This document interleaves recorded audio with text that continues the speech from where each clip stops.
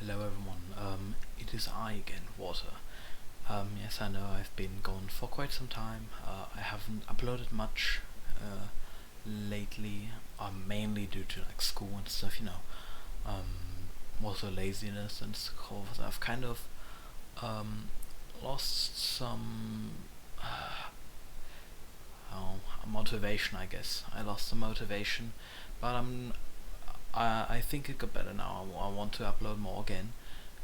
Because I feel motivated again because I've got all my tests behind me and stuff. And recently I had hit 60 subscribers, and before that I hit 50 subscribers, which was more than I had imagined originally for the channel.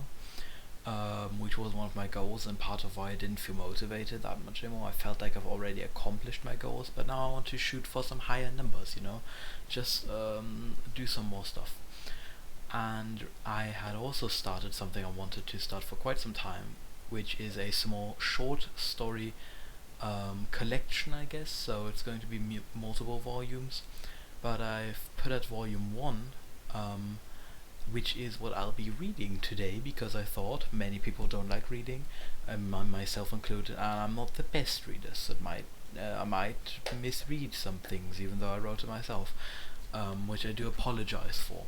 But I hope that you can still enjoy this reading of Tales of the Land, Volume 1, Nightly Terrors with Friendly Faces by me. If you want to not miss out on any future volumes or read it yourself again, in case I misread something and you wanted to go back and overread it yourself. The first volume is publicly available on my Twitter, Water40k. It's just a Google Doc. You can open it and you can read through it. It's nothing too crazy. I plan to make many more volumes, but they're all going to be short stories, so not too crazy. Let's just get into it. I'll start reading, and I hope that you can enjoy it. I hope that you can listen along, do some chores, whatever, just chill. Yeah. So, Tales of the Land, Volume 1, Nightly Terrors with Friendly Faces.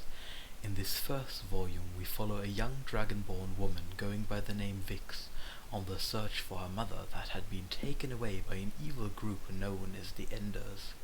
Why they took Vix's mother is unknown, but it doesn't matter to her.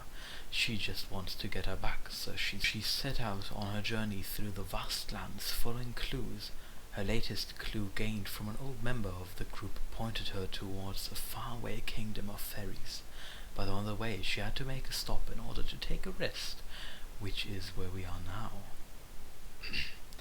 The sun blinded Vix's eyes as she looked around, standing atop a medium-sized boulder, just to get a view of what's ahead. Wearing a light leather armor over her brownish-red scales that cover her arms and legs that stopped at her torso, as she's only part dragon. On her back was a somewhat big backpack made of leather. A water canteen and a leather holster holding a sword were strapped, while a broken spear was tied to her back. It was a gift from her father, so she couldn't leave it behind even after it broke. She has brown eyes and red hair with brown tips. It was getting pretty late, and Vix knows that she will have to take a break soon, at least for the night, as it is dangerous to be outside this late. Not that far ahead she sees a gigantic tree and a few houses, it seems. Doesn't take long before the Dragonborn decides that it's a best call to just start walking.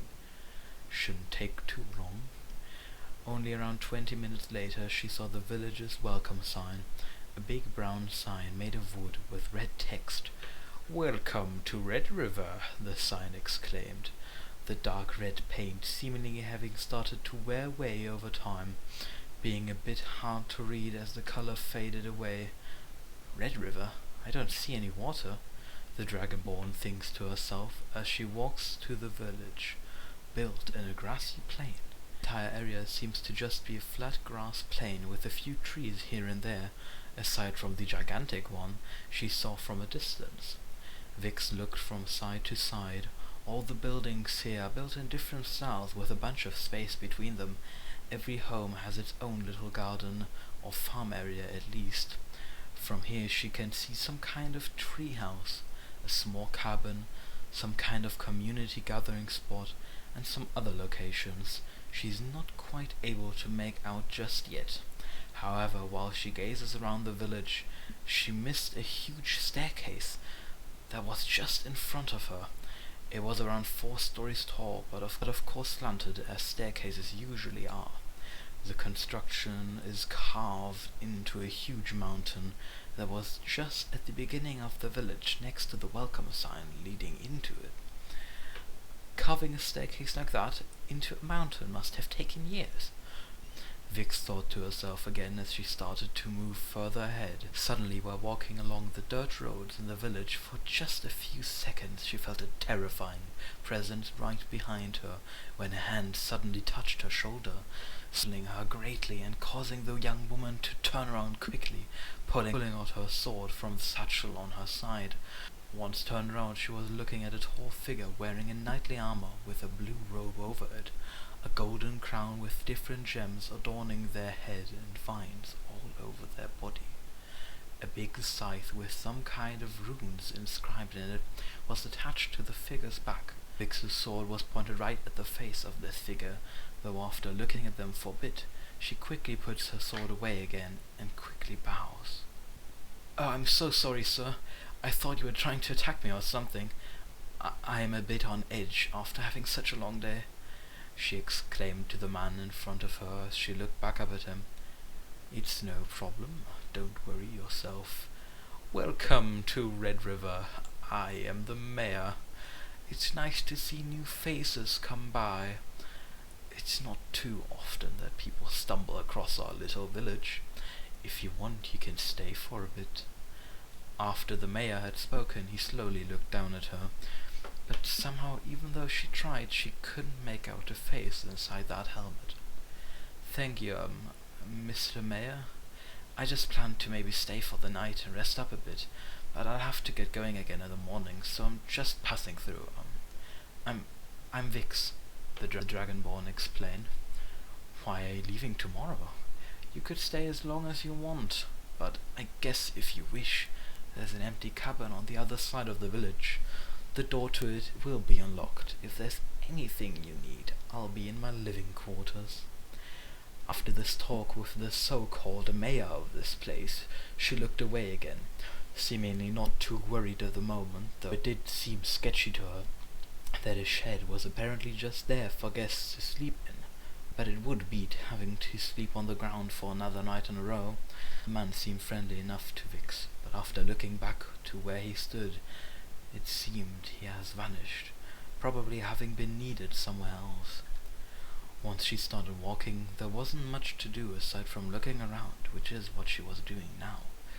Walking by the first little shack with a medium-sized garden-like farm next to it.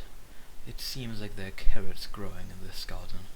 She looked through the window out of curiosity, but as she did, the door next to the window opened, spooking her once more, and making her stumble back a bit.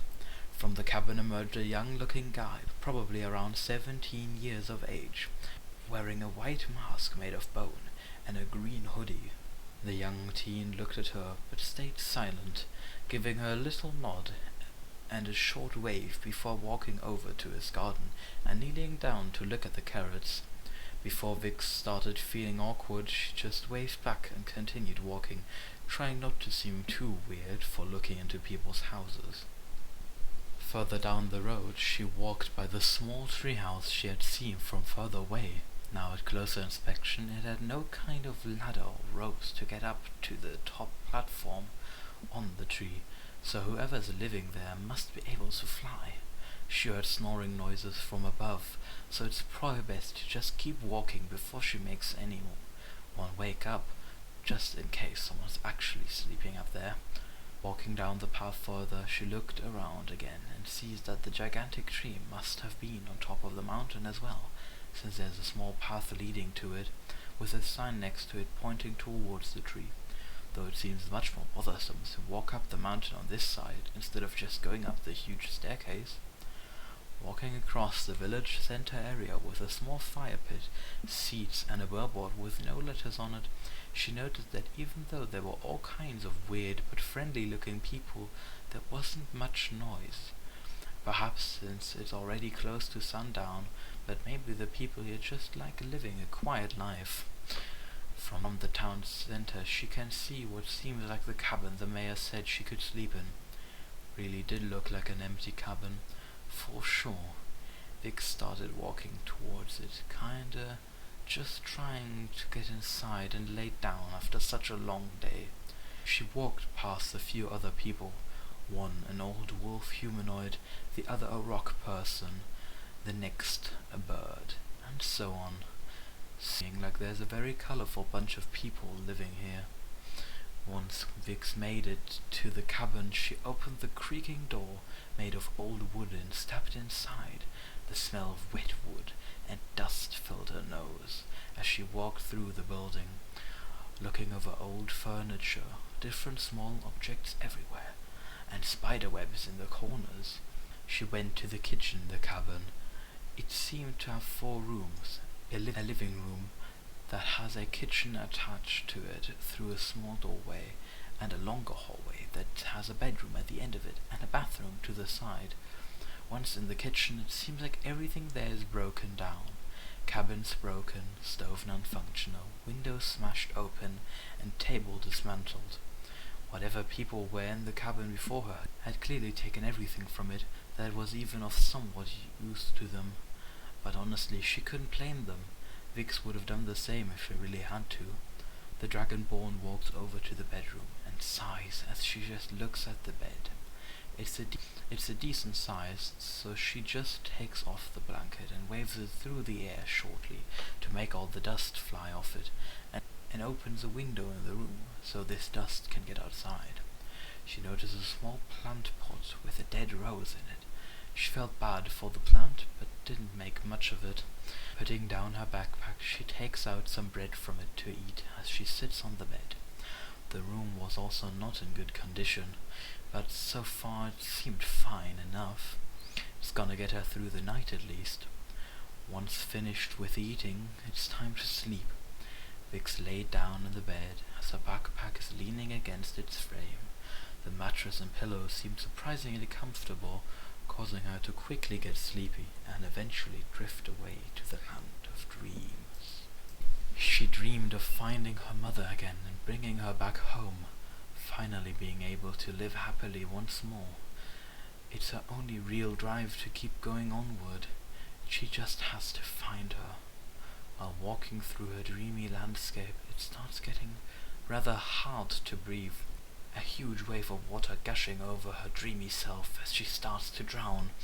Feeling fuzzy as she suddenly jumps awake from her dream, feeling something inside her mouth. She looked down in terror and sees long green vines that go inside her mouth and one in her ear. Terrified, she jumps up and rips these vines out, seeing that they came in through the bedroom window. "What the fuck?" she yells out as she sees the vines slithering back outside. Her throat feels sore and dry. Her eyes water a bit as she looks around the room. In her dazed state, she stumbles out the bed and bumps against the closet in this room, making it burst open as a bunch of backpacks and pouches fall out of it. Vix quickly puts on her backpack and runs towards the exit door, but right before reaching it, she sees some vines hanging down outside in front of the doorframe, quickly making her swerve and walk to the kitchen. It seems like the kitchen is still safe, so she runs to the window.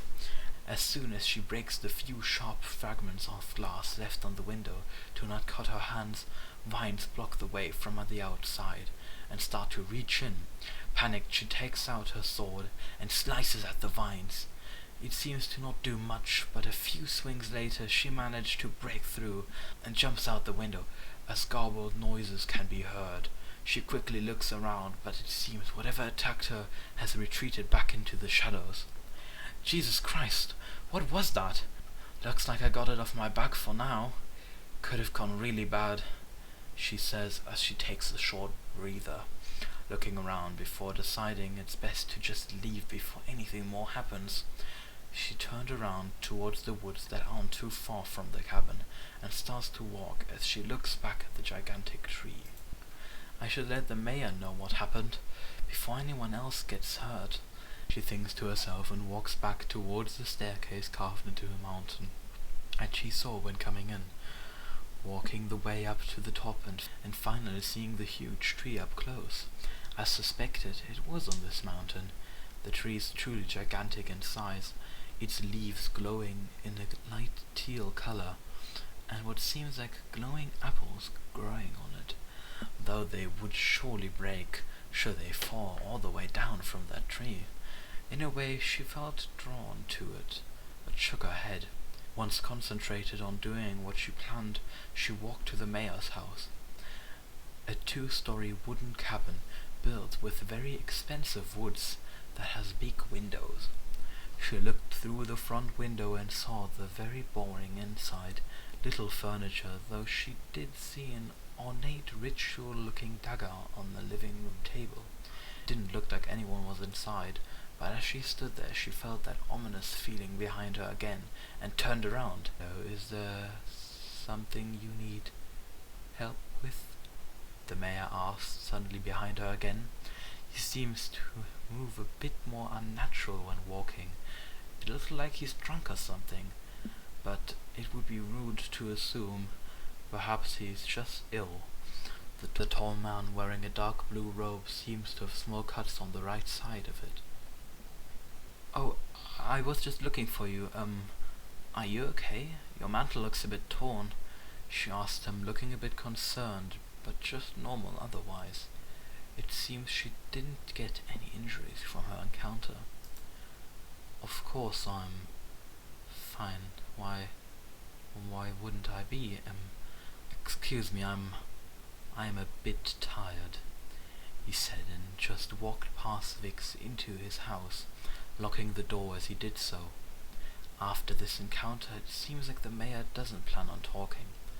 Vix didn't want to cause any more problems, so she decided to just walk down the mountain's backside, continuing her journey towards the kingdom of fairies, where she has to go according to her last clue. She might feel tired, but there's no time to waste anymore as the sun's rising in the distance. She leaves the village behind her, trying not to think about what happened, hoping that nobody else has any encounters with whatever that was. The end, for now. Well, I hope you enjoyed this reading of the first volume for Tales of the Land, Nightly Terrors with Friendly Faces. Whatever happens next in this story, where Vix ends up and what she might encounter on her travels through the woods, that will be answered in the next volume, which will be coming out shortly after this video on my Twitter, and I'll probably do a reading for it as well. If you have any feedback, please let me know, and I just hope that you enjoyed. Of course, this isn't a perfect story, and there might be some grammatical errors here and there. Grammar was never really my strength, but I tried to make it as entertaining as I could, or as breathtaking, as you could say. If you have any suggestions, let me know. If you liked my reading, please consider liking and subscribing. Most of my viewers aren't subscribed, which is alright. I don't mind. If you just came by on my channel to listen to a quick story and then just go onward to watch something else, that is perfectly fine. We all do it sometimes, and I won't judge. But please, if you really enjoyed, or if you feel like it, just subscribe and like and leave a nice comment or something. And I hope that I will see you next time. Goodbye.